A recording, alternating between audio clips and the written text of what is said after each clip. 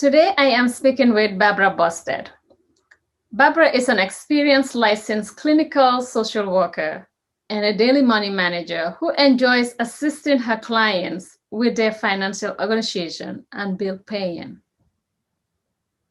Her clients include veterans of all ages, older adults, and their families. Barbara is a member of the American Association of Daily Money Managers and is also on the Daily Money Managers Board of Directors. She is a longstanding member of the National Association of Social Workers in Wisconsin. Barbara launched her business, Mary's Daughter LLC, in 2011 and provides daily money management services to seniors and veterans. Barbara has partnered with national initiatives such as America Saves and Money Smart Week to increase financial literacy for youths and adults.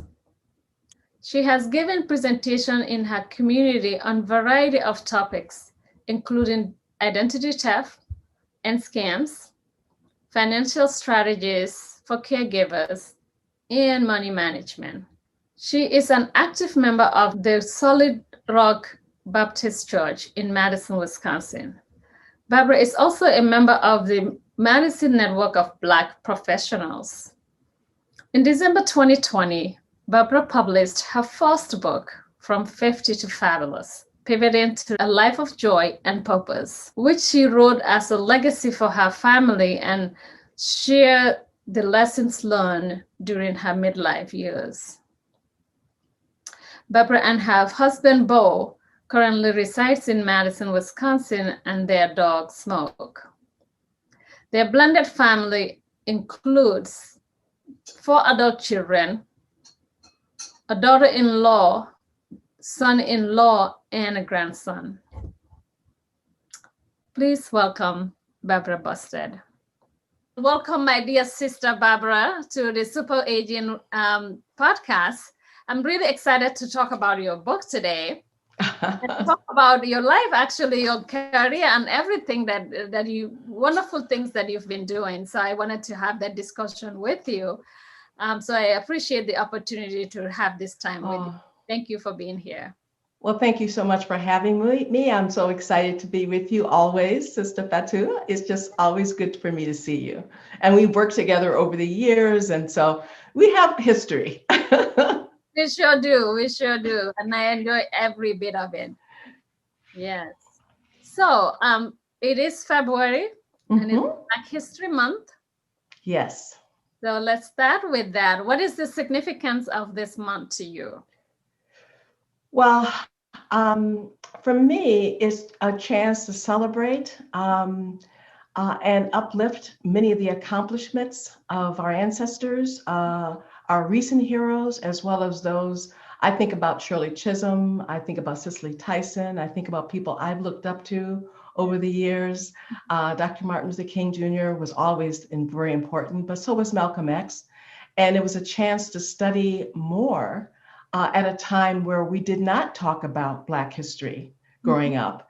And so a month really dedicated to that is very significant. And I know it's sometimes controversial because people feel like, well, why do we have just 1 month? I remember when there wasn't a month. and so it's like being able to say we are dedicating, and there's so many other things during this month too. It's Heart Month and it's many other things, but to celebrate this is just so important. And so for me, it's significant because I remember when we didn't have this. That's such an important point. It's more about celebrating the little things that come along the way. Yes, I can hear what people are saying about why does it have to be 1 month, because every day could be a Black History Month, a Black History Day. But here we are dedicating 1 month to it. And I think to your point, that is worth celebrating. And just to reflect on on the past, on the peoples whose soldiers we stand on today, uh, Yes, to recommit to all the social justice stuff. It's a exactly. reminder that we still have a lot of work to do, Mm-hmm.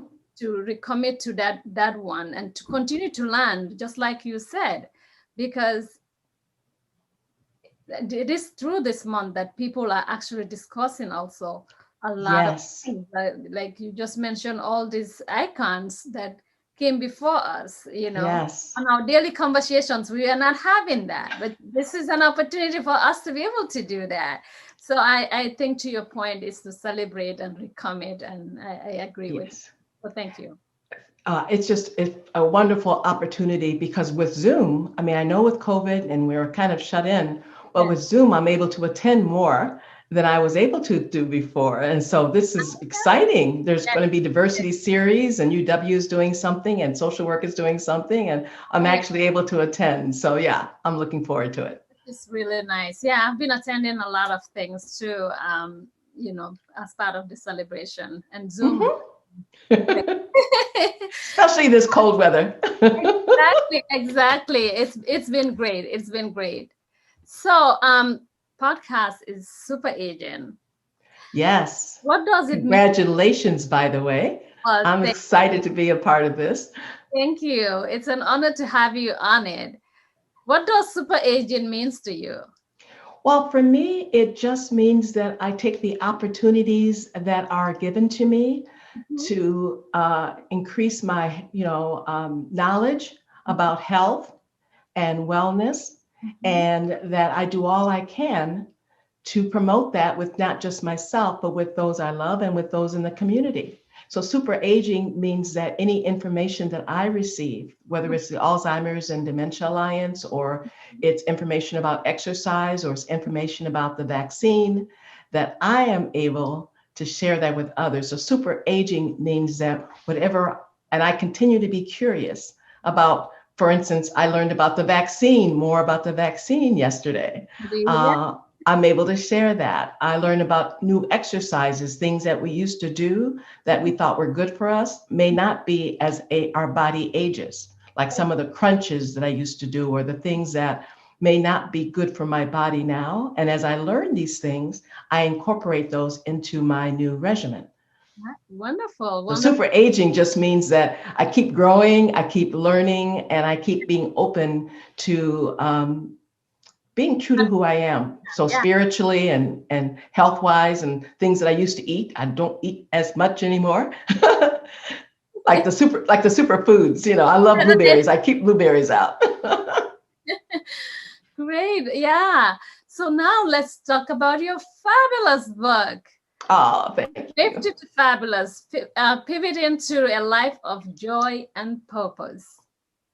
I love this book. I can't even believe. I mean, it's like I can't put it down. It's so Oh. a good read, an easy read. I mean, it's amazing. Mm-hmm. Oh. Tell me, what's your motivation to write this book? Well, it wasn't my plan at the beginning of 2020. But then I went to a conference, a virtual conference, where Dr. Sagacious Livingston had, this virtual conference, and I was excited to attend, and went to one of the workshops. It was all virtual, and this is really before the pandemic hit fully, before we Ah, really understood. we Um, have it training before the pandemic. it was a pandemic. But people were saying it wasn't really real, that type of thing. And so I went to this conference and I went to Dr. Jasmine Zapata, Dr. Jazz. She had a course on, do you want to be a writer?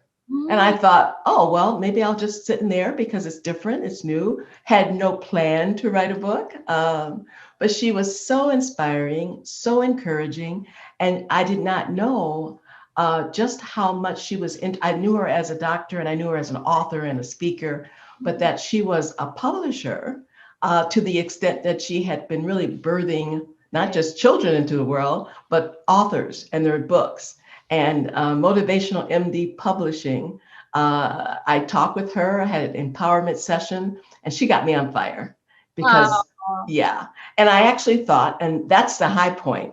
mhm. The point that was a little more poignant is that I wasn't sure once I heard about this COVID-19, what would happen if I did not make it through this.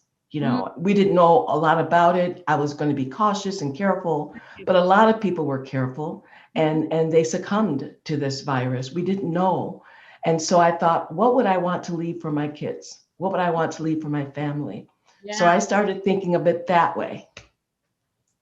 That's right. I mean, that's really incredible to think that you have not actually planned to write the book, but inspired by Dr. Jazz's, information that was shared at that meeting, that end up being this amazing book. I mean, it's just incredible. And to your point, Dr. Jazz is amazing. I mean, she's such an inspiration, her energy, her knowledge. Yes. And goodness. Yeah, and her mother, Coach Julia, was my editor. And she was the one, and Dr. Jazz worked with me, and they gave me questions because I said, well, how do I start? And they said, well, we can give you prompt questions about where. So I had no idea. So they said, let's start with early years. I said, going back there that far? But it would fit when I talked about, what my kids might want to, read years down the line or their kids. Right. So yeah, that was part of it too. Well, that's really, I mean, I think that's a good strategy to have that questionnaires for you to answer. And I mean, just like I said, the book is absolutely great. Oh, thank you. So many wonderful stories. There are times that I'm reading that I'm feeling like, especially when you were playing with your siblings, I'm like, and the kid's brain doesn't see that this is danger, right? You're just enjoying in that moment. So, I mean, it's just an incredible book. Thank you. So, about this book, tell me what it means to be 50 and fabulous. And what I meant by that was a little hard for me. I don't tend to think about myself as fabulous in the sense that, well, thank you. In every way.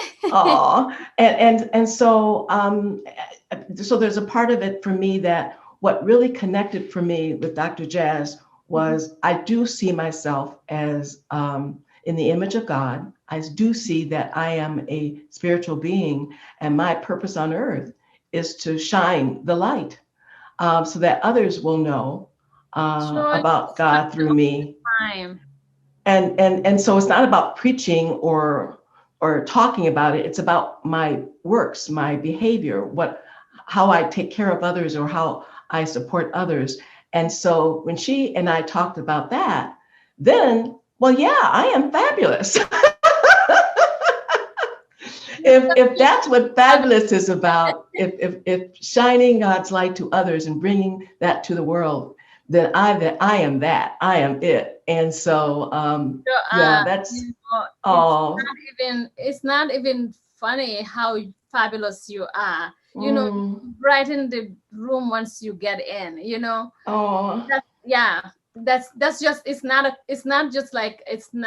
It's true. That's what I'm trying. Oh, you are so sweet. Thank you so much for saying that. I mean, at one point in time, I mean, I felt I was all it. I'm in my 20s, and so it's just kind of funny because then my mother really helped be humble, and appreciate and show gratitude. And I have all those in me, but then in my 20s, I felt like I was all that. I could do it all, independent, all that. And I realized, wait a minute, we work together.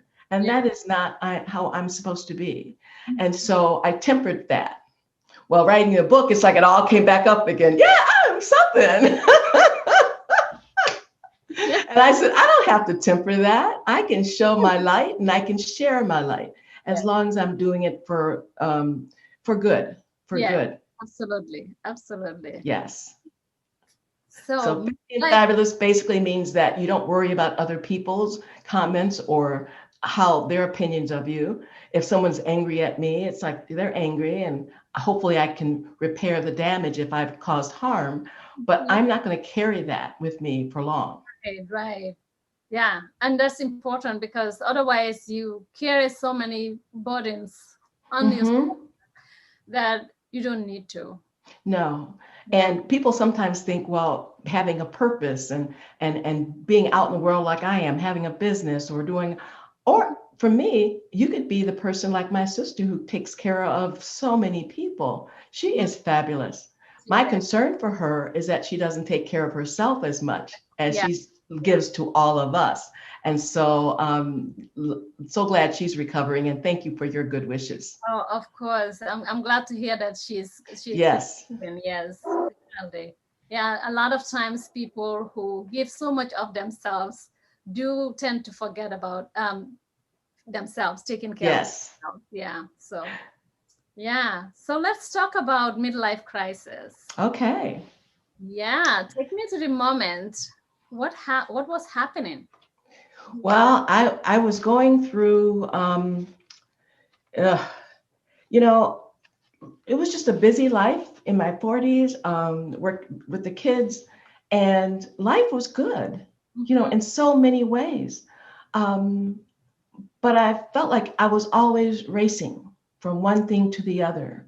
Mm-hmm. Um, and then I went to this conference and picked up the book where I was having some, I menopausal, and some mood swings a little bit, but not very much with that. Physically, I was still feeling good, or I was feeling good, but I noticed that I just, felt kind of empty, Mm-hmm. and needed an opportunity to be able to share with people who were going to just really understand more about that inner stuff that I was going through. So I would talk with more women, read this book. Oh my, I'm sorry about the dog. And I would talk with people about, I mean, when you're doing everything, but you still feel something is going on, I found other people were feeling that way. Mm-hmm. And then I realized, I need to turn inward because I feel like on the outside, I looked all good. I mean, people said I'm successful and they wish they Right. could be like me, but I felt like something inside wasn't real, wasn't Yeah. authentic, that I was hiding Mm-hmm. behind just, I woke up and I felt like just another day to get things done. Mm-hmm. I kind of lost sight of my purpose. I kind of lost sight of, well, why am I here? Yeah. And because there were people who were passing away around me, Mm-hmm. I felt like if I left now, did I fulfill what I'm supposed to be here to do? Mm-hmm. And then I started reading. I started really spiritual praying, meditating, journaling. My relationship at that time, was married, and we were kind of working at two different levels. Very Right. very busy, just how we got married. Very very busy. Yeah. But for me, I was going in one direction, and he was going in the other. It wasn't bad, but it wasn't working together. Mm-hmm. And I said, I need to figure this out. And Right. that was my crisis. I just needed to figure it out. And I didn't know if I could do that by staying in the same situation. You know, thank you for sharing that. Mm-hmm. And you mentioned menopause, Mm-hmm. something that women struggle with, Yes. mood swings that you're talking about. And I think that is something that people should discuss more Mm-hmm.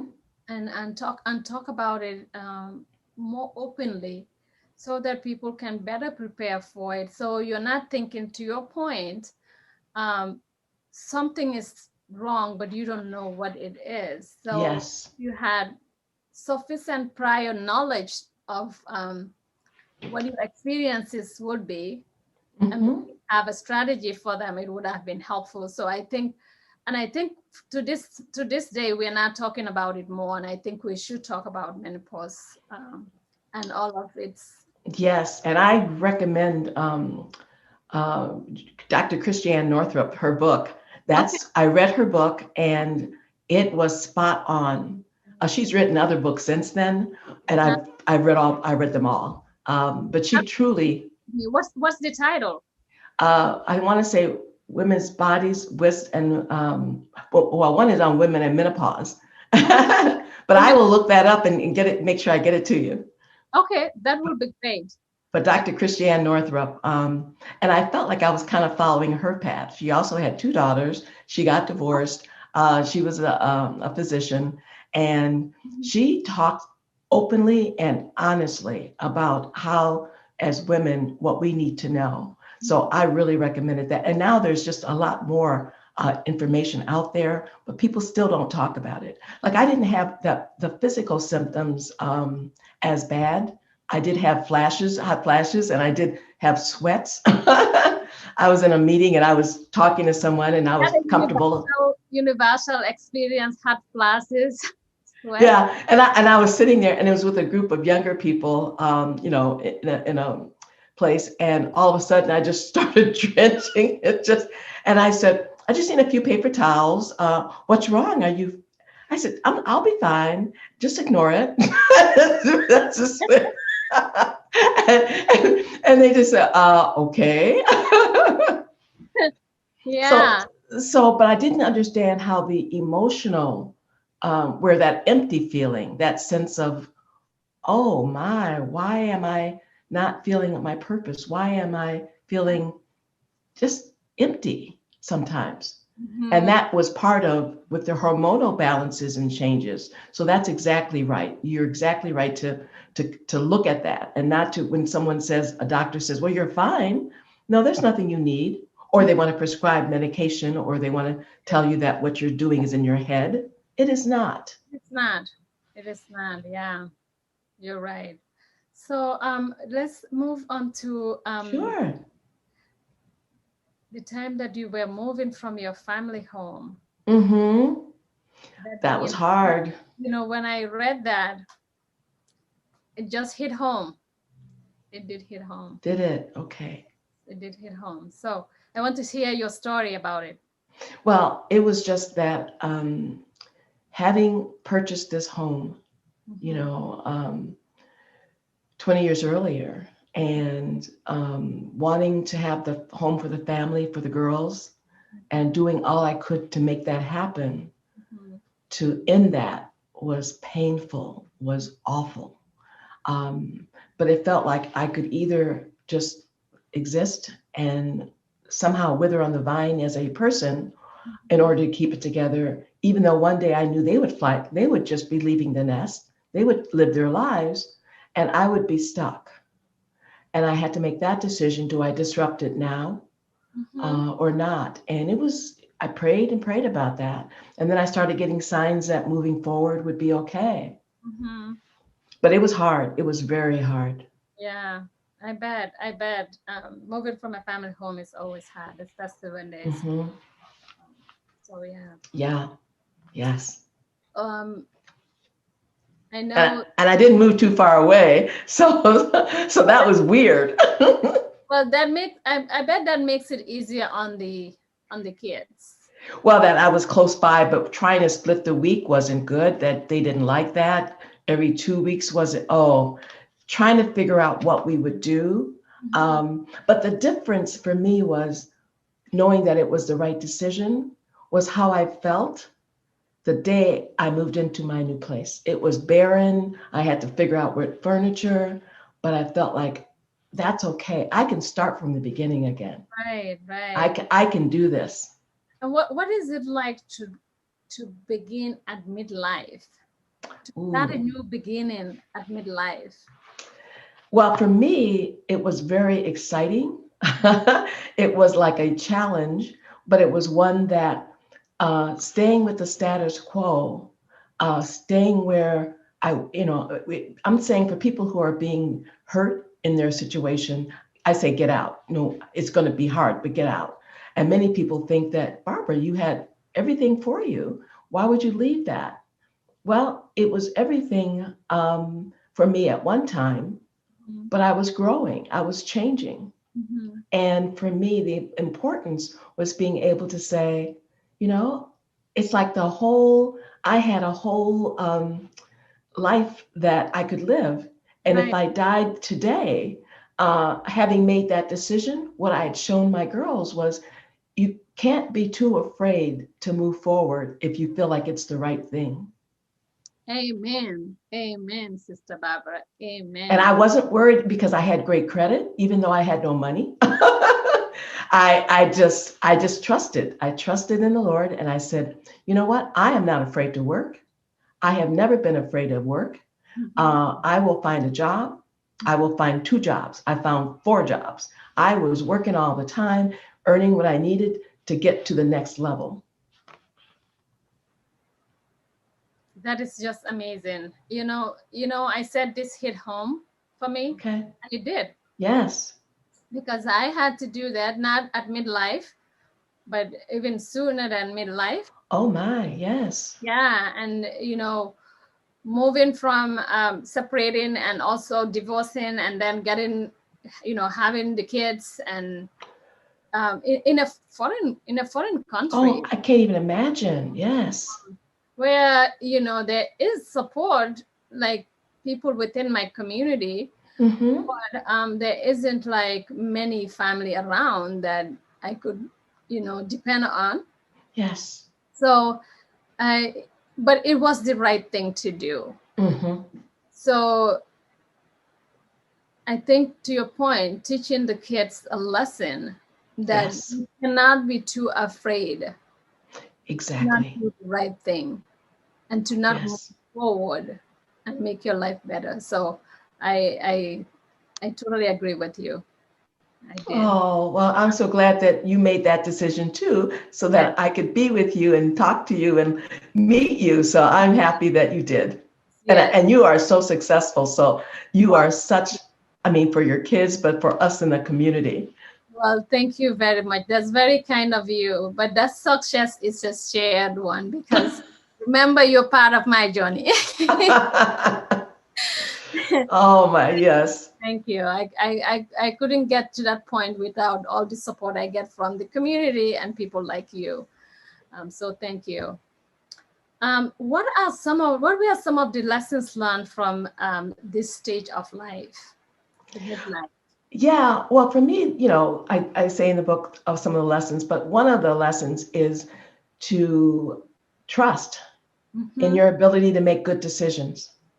I Yeah. think many people question themselves. And if you haven't tried something before, there's a sense of, I'm not sure if it's going to work. Mm-hmm. And for me, if it didn't work, I would try something else. Right. Right. It wasn't like if it didn't work, oh, I'm a failure. I messed up. Well, I'll try something else.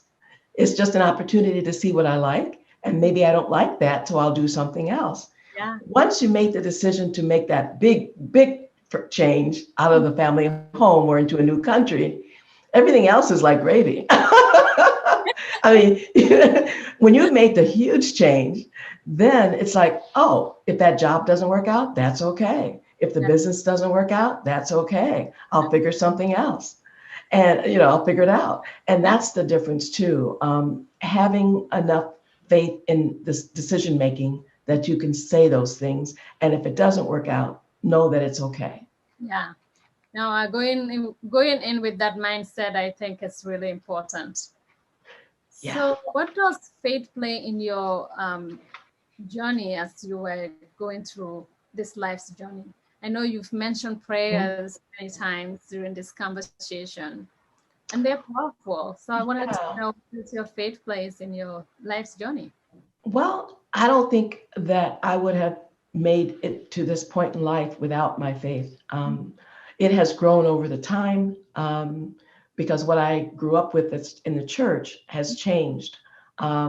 Before it was just you read scripture, you try to follow the Bible and the Ten Commandments, versus really trusting in God when you don't see, you don't know the next step, you don't know what the journey where it will take you.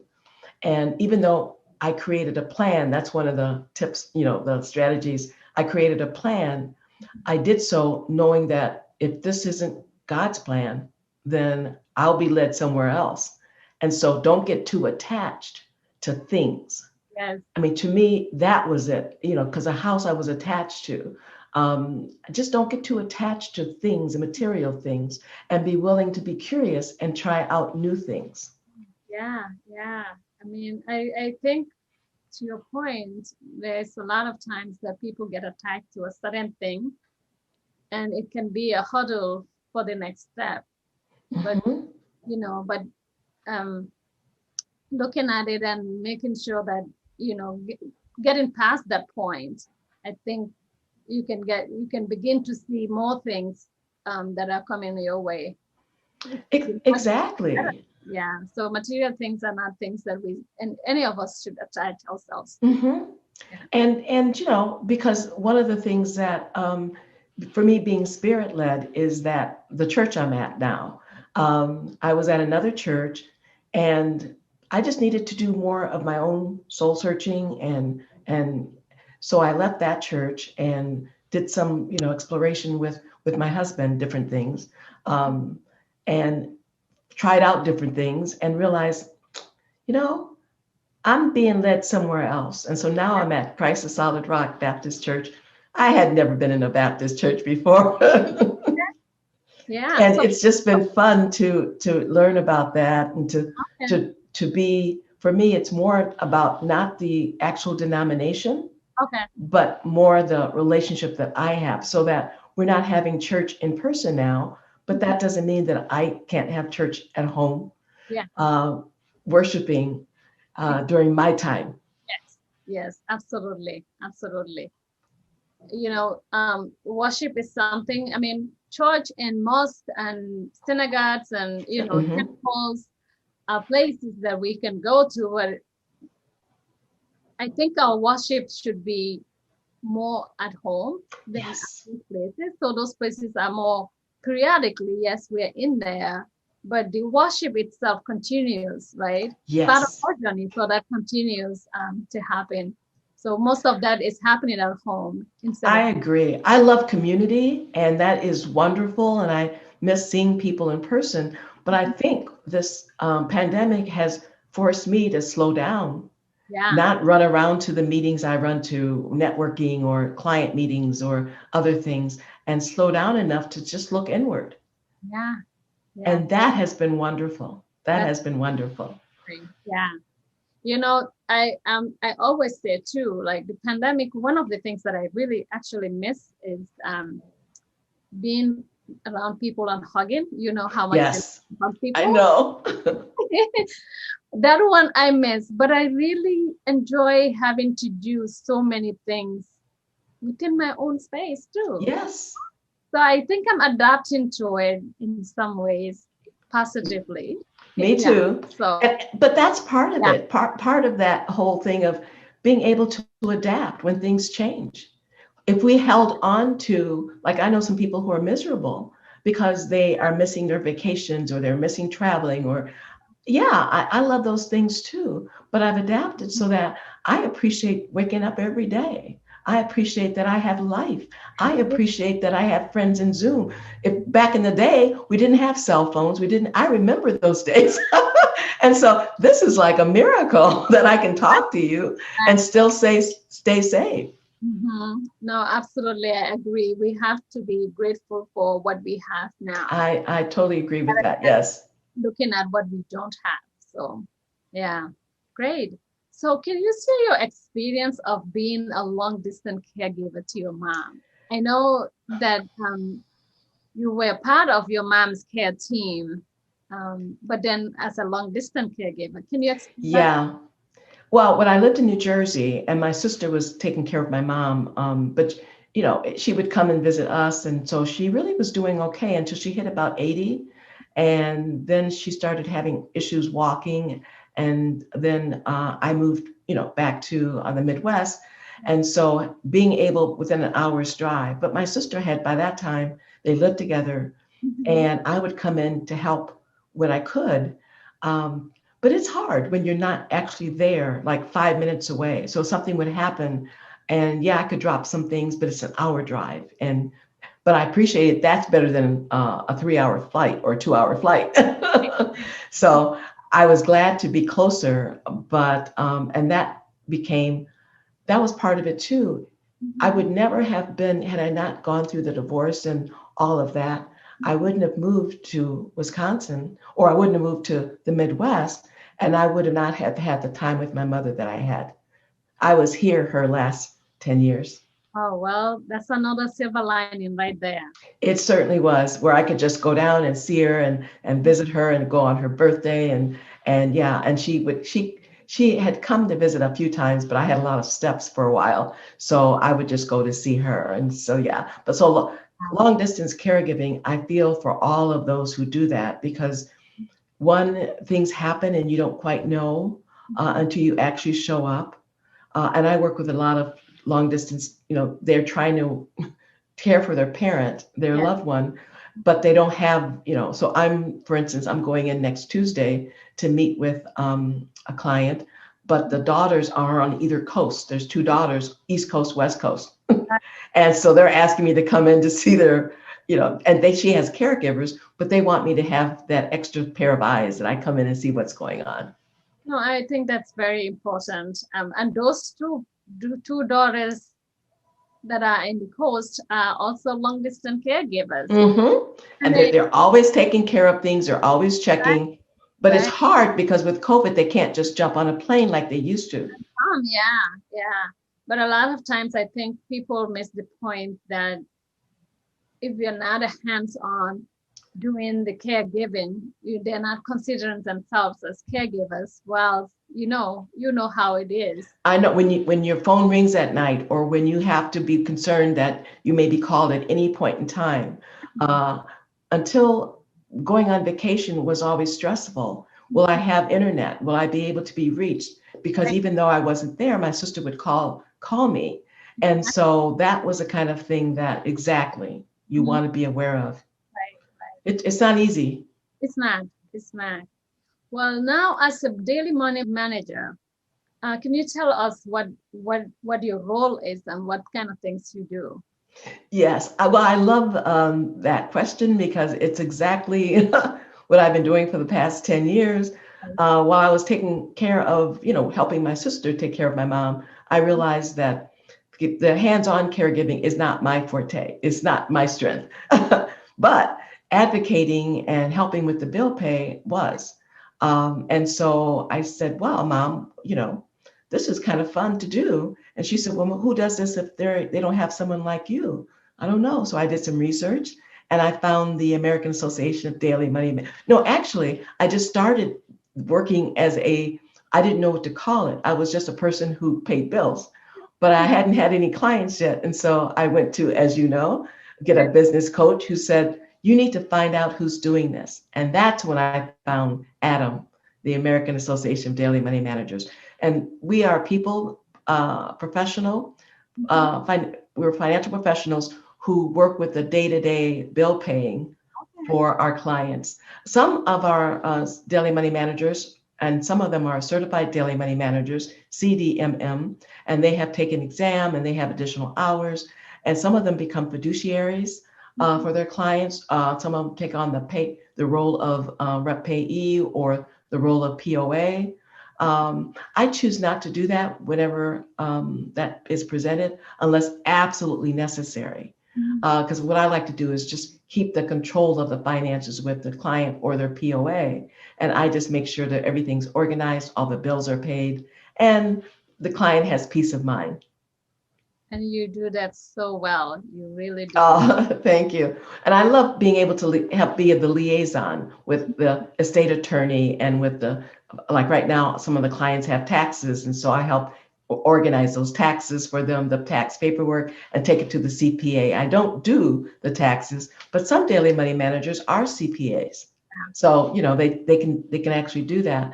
I Yeah. just am happy to make sure that my clients don't have to worry that their paperwork is taken care of and their bills are paid. And that's a big job that you're taking off of their loads. And Yeah.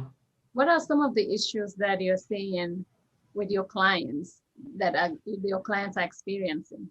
Oh, the fraud and scams. Mhm. Oh my goodness. Right now, clients are really, really struggling they open up mail and they think that it's going to be a COVID check, relief check, and it's a scam. Or my clients tend not to go online very much, but those that do, it's so sad because they think they have to pay this, or they are threatened Oh, by, a hacker who says if you don't, send me money or Walmart gift card, or your electricity is going to get turned off. Lots of those scams and fraud are going on.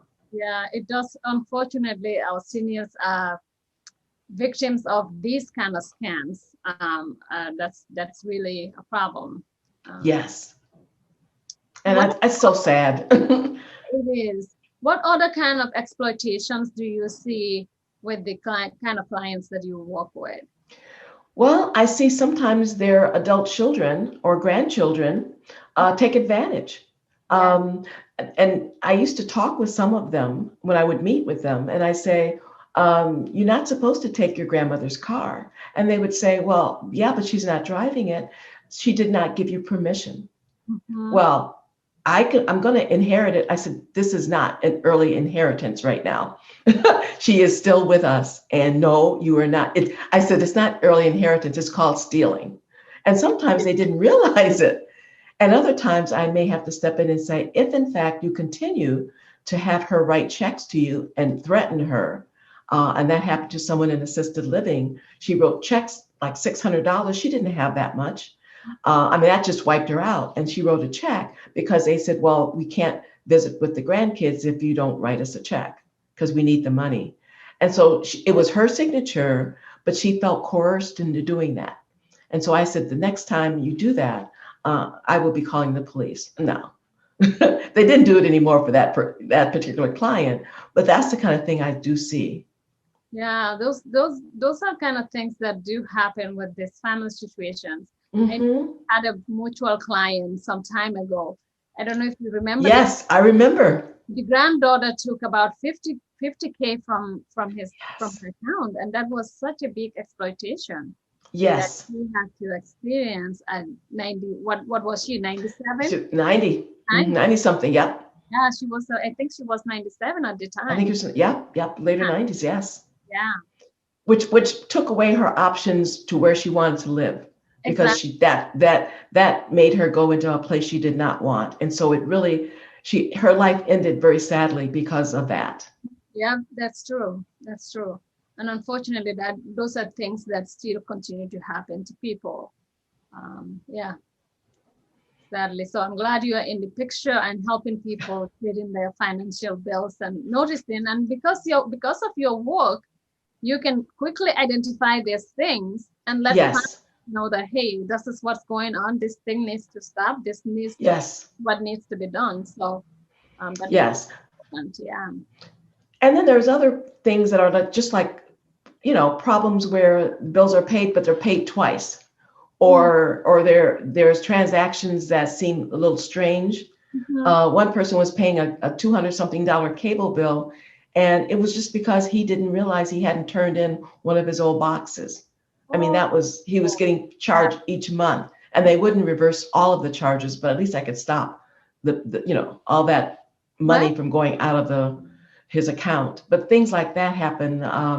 But there was one time when I was excited because the client had filed her taxes Mhm. and didn't realize her accountant.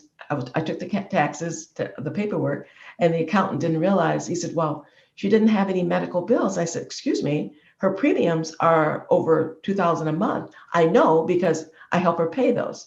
And Mhm. he says, "Oh." And I said, "How long have you been doing her taxes?" He said, "Well, 3 years." I want you to look at all 3 years because she got $9,000 back. My goodness. He had said that she had no medical premiums, and she hadn't any medical bills. So she answered what she thought was truthful. But the reason she didn't have any medical bills is she had the Cadillac of insurances and it paid all of her copays. So, Yeah. so she didn't have to think about it. But I said, she's paying $24,000 a year in premiums. And he says, oh, well, she'll get some of that back. Yeah. See? And I Oh, was so proud of that. of course you should be. You saved that person a lot of money. You brought a lot of money back to their pockets. Which That's was good because they had to use it for memory care later. But that was something that was overlooked, and it wasn't someone's intention to defraud her. It was just he didn't ask the right questions, and she didn't understand. right. Yeah. Well, the power of advocacy and all that is Yes, done. and Yeah. you do advocacy a lot. I know that. Well, Thank you. What are some of the challenges you face as a daily money manager? Seeing people as they age become so sad Mhm. and so isolated, um, very unhappy with how they are losing their sense of being important to their children. Mhm. They talk about just losing, well, with memory loss, how sad that is. Mhm. And working with people who once were vibrant, productive individuals who feel like no one really cares about them now. And so I really spend time talking about how much value they have, Mhm. that they are, especially if they're just being pleasant with the caregivers, if they're able to talk with them. And like my mother did until the day she died. People loved taking care of Miss Mary. Oh, She lit up their faces. She helped listen to their problems. She helped them with problem solving as long as she was able to. And even though she could not move, on her own, she had value. She yeah. had value. She gave us hope. She gave us just so much. And I used to say, she said, I can't do anything anymore. I said, Mom, you being here is everything, is Everything. everything. Yes. Yes. And those words are important because you have to always um, give them that encouragement, but also it Yes. is good as long as Yes.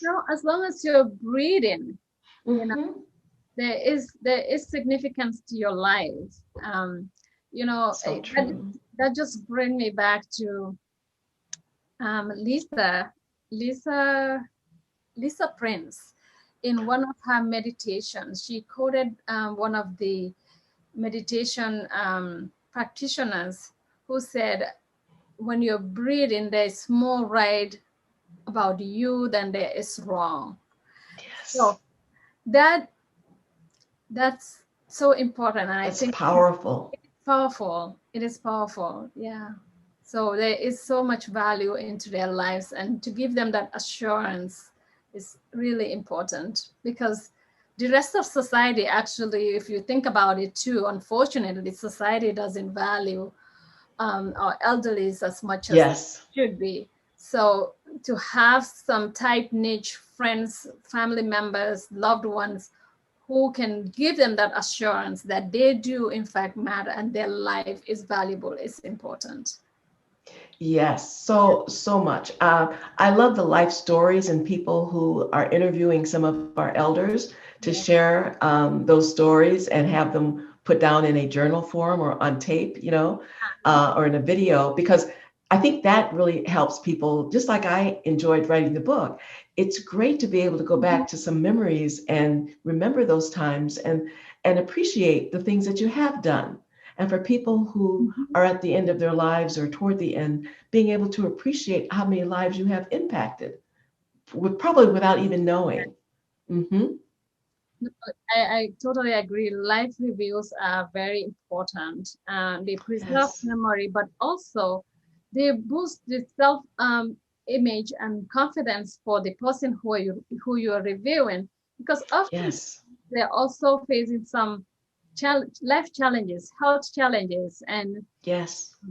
feeling somewhat worthless, and reviewing all that they have accomplished, to your point, brings it home to them that they actually have done so much in this life that they should be proud of. Just reminding them that, bringing them back to those memories is beautiful. I love doing life reviews. That Yes. yeah. I think that's so great. But in terms of as a daily money manager, the COVID-19 has really impacted my ability to see clients who ordinarily they didn't have someone coming in. And I was one of the people, one of the very few people. Sometimes they had Meals on Wheels, but they would just deliver the meal. And I could sit down with them. And as I was doing bills, they would ask, to talk with me. And once with COVID-19, that made it really difficult. I could work remotely, but that didn't have the same impact for those people who are so isolated. Yeah, That was challenging. that is challenging. That was, you're right. So you have been a social worker for, you have a 40 plus year social work. Let's talk about Yes. that. Tell me about your career as a social worker.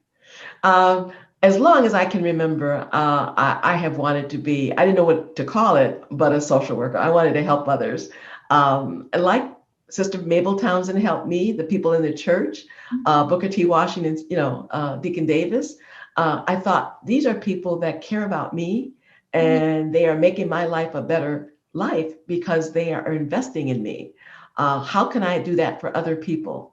Right. And so it's, and so I found that it was called social work. I Mhm. tried, I was going to be a secretary in a a factory, and they encouraged me to go to college. And I found that there was this, what social work, behavioral science, psychology. I love this. Yes. And after some trips and falls, I got myself up to George Williams College and got my degree, and it's been social work ever since. So yeah, I love. I've worked in. I don't even talk about all the various jobs I've had, but I've worked at schools and colleges as a director of counseling. I've been a school social worker with elementary school. I've worked in hospitals. I worked at an emergency room as the rape and domestic violence counselor. I developed a program, but I would have to go at 2 and 3 in the morning whenever they called me to work in. So I loved ER work. It was fast paced. It was just so interesting. And Right. I love working on psychiatric hospitals. I had a inpatient psych unit that I helped to develop the curriculum, the mental Yeah. health curriculum. So I mean, and then working at colleges with college students, and then working. It's just been a wonderful career working in family service centers and mental health clinics. But the very fun for me, the best was having my own private practice. Yeah. Um, Not and your own. I love having my own business. I Your own. love that Yeah. for 14, 15 years. And then coming here, I knew I didn't want to start that again because that just takes a certain amount of involvement and effort. And my path wasn't calling me to do that.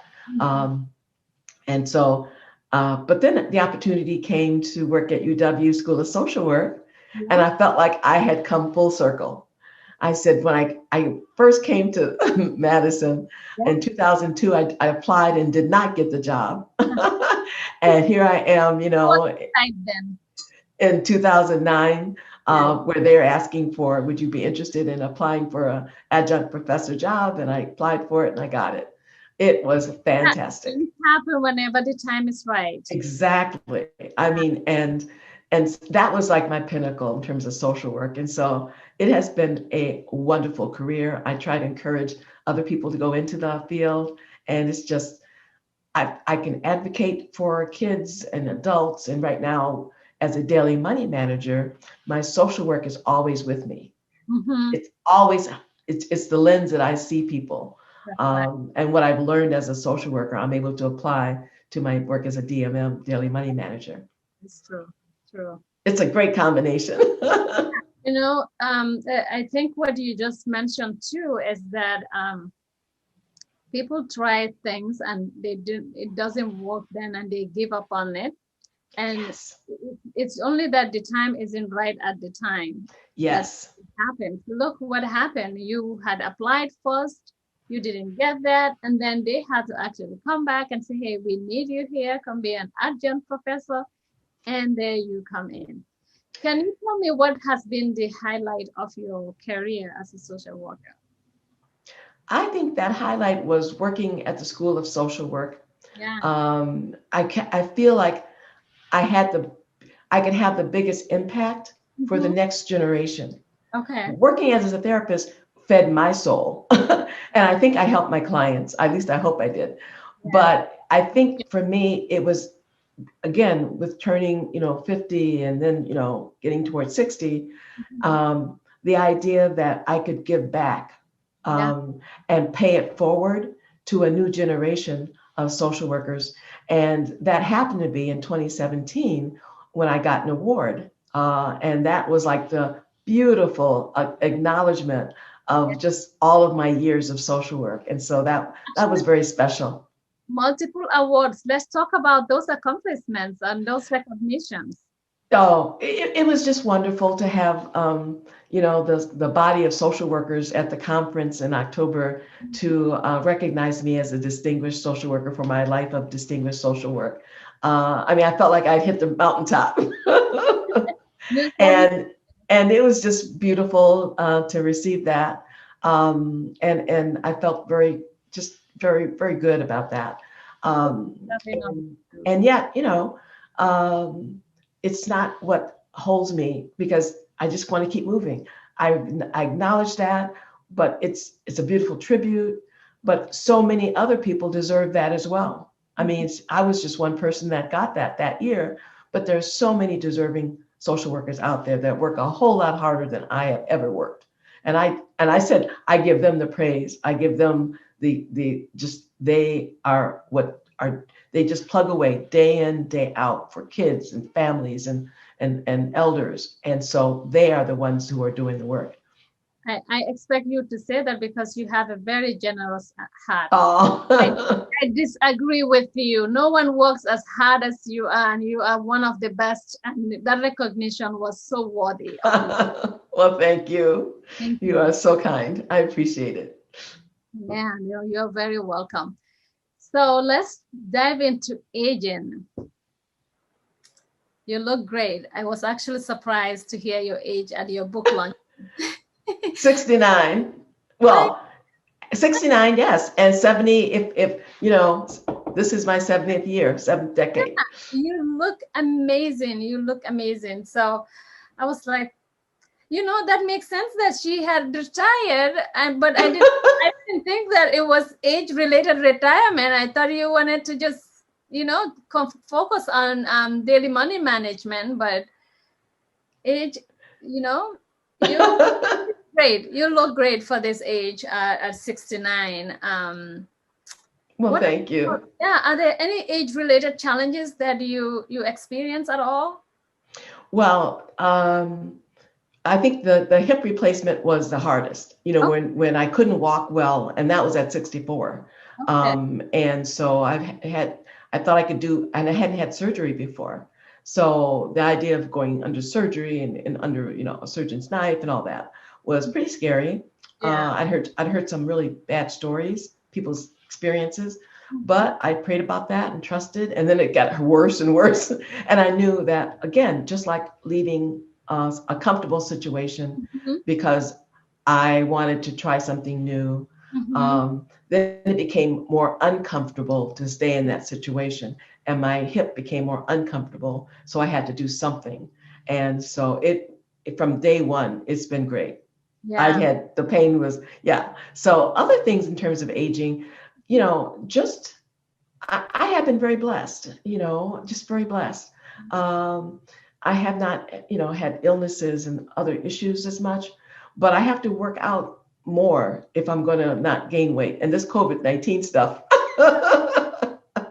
I was going to the gym and I was working out, and then it's like all of that stopped. So I realized I have to keep, that's why going to Venus Washington's class and working with the Get Moving folks is really helpful. Yeah, you mentioned that at the beginning that you went Hmm. actually from that class to come in. I mean, what technology has provided all of us to be able to do some of these things at Right, homes. exactly. That's great. Yeah, keeping up with your health is such a key thing because that's how we are able to actually be able to give back to others. Yeah. Health, yeah. So And I also think that I've given up on worrying about looks. I mean, I used to be into, okay, I get my hair done and makeup and all that, and I started letting that go. I love earrings, but I had to stop because they were causing a problem, and it was like I can't believe I'm not wearing earrings. And then I don't even think about it in the same yeah, way, and that's the difference too. I can let things go and yeah, not worry about that. Or if I see myself and it's like, oh, I don't worry about it. I don't worry about it like I did younger yes. years.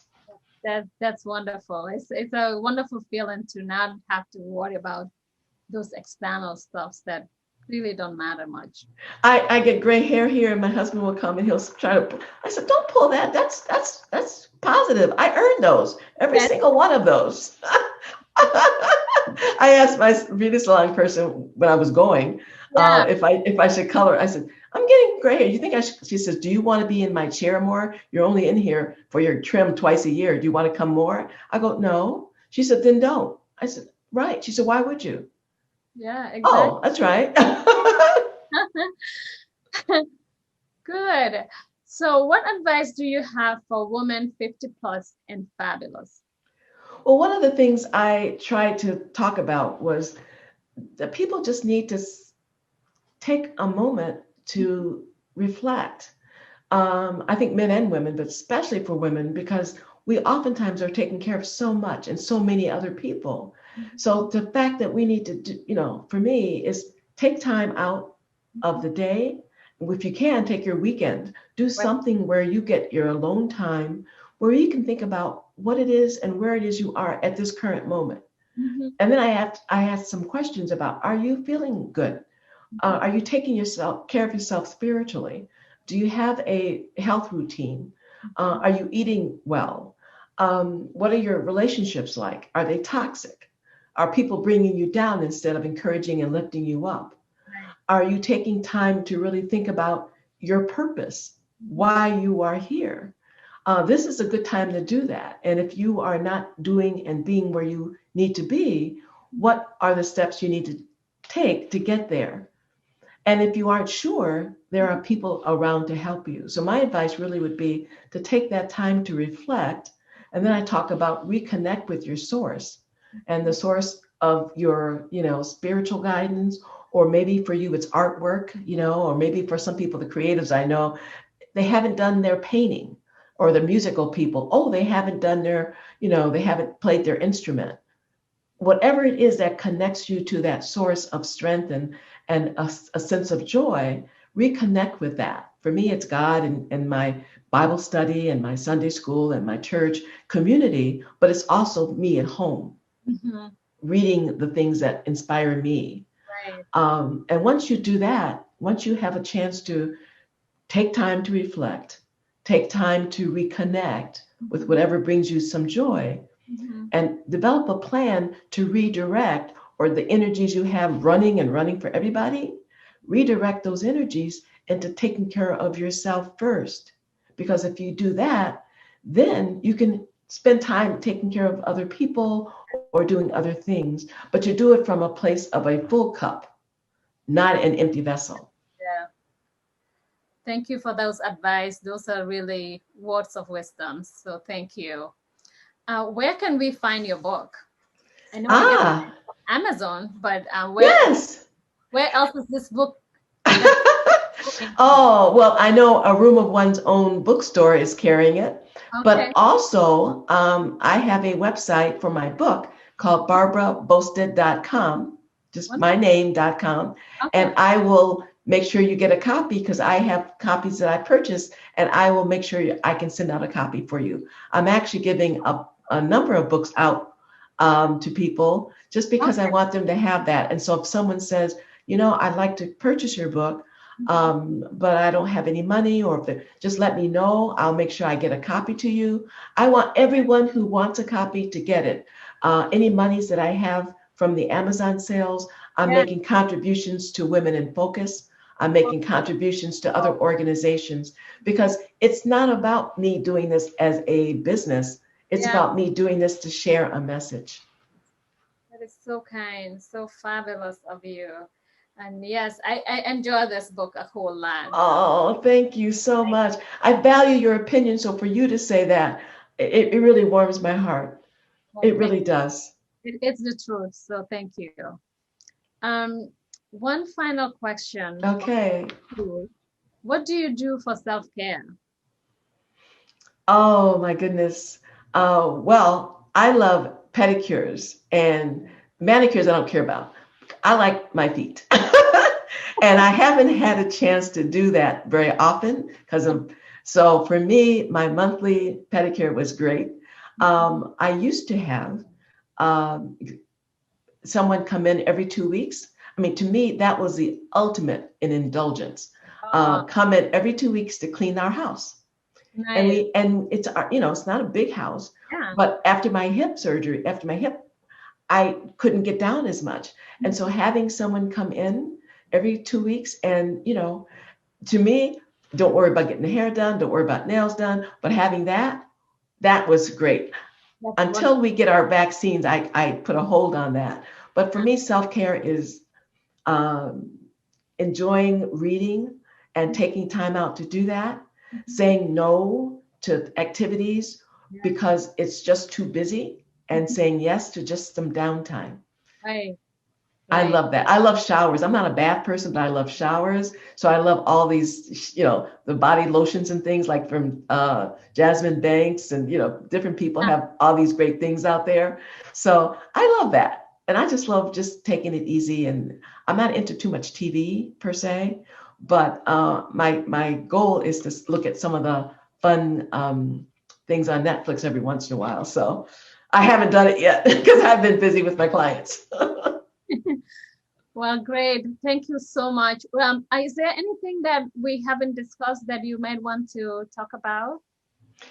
Well, I think one of the things that I think is important is I'm a research participant for the Alzheimer's and Disease Research Center, and I really think that I'm also, it's been over 25 years, a part of the Black Women's Health Study that was in Boston. So for me, what I can do to give to others, I'm donating my brain to science because I want that to be a part of the Alzheimer's research. Um, Thank it's you. really important for me to be able to say my life, has impacted someone, Mhm. and what can I continue to do to impact future generations? And so that's hopefully what I want to do. And I encourage people to look into that if they want to encourage people to think about at least the idea of joining the research study. That is so important. We need that, especially in the African American community, Yes, the Black community in general. yes, The Alzheimer's disease impacts Black community twice more than the other community, the white community, and we need to have more involvement with research. So I agree with you, and thank you for being part of that solution. yes. And I've had my first shot, my first Moderna shot. So I'm all for the vaccine. I know people say they're afraid, and I'm wanting to let people know. So I'm looking forward to the second in March. And so doing the things that's super aging for me, doing the things that are right to encourage and support other people too as we age. So That's thank you so much I'm for getting this. shots today. Actually, after this interview, that's Okay. the thing I'm heading to. So yeah, I agree with you. We should always encourage people to get involved with that because this COVID has been devastating for Yes. everyone, but especially our Black community. So Yes. yeah. Well, thank you again, Sister Barbara. It's such a Oh, delight to have you, and I'm so pleased we could make this work I together. am so happy that we did. And this is actually the first time outside of the book launch that I've talked about the book. So thank you for allowing me to do that. Yes. Wonderful. Thank you. All right. All right. Thanks again, and good luck with your shot. All right. Thank you.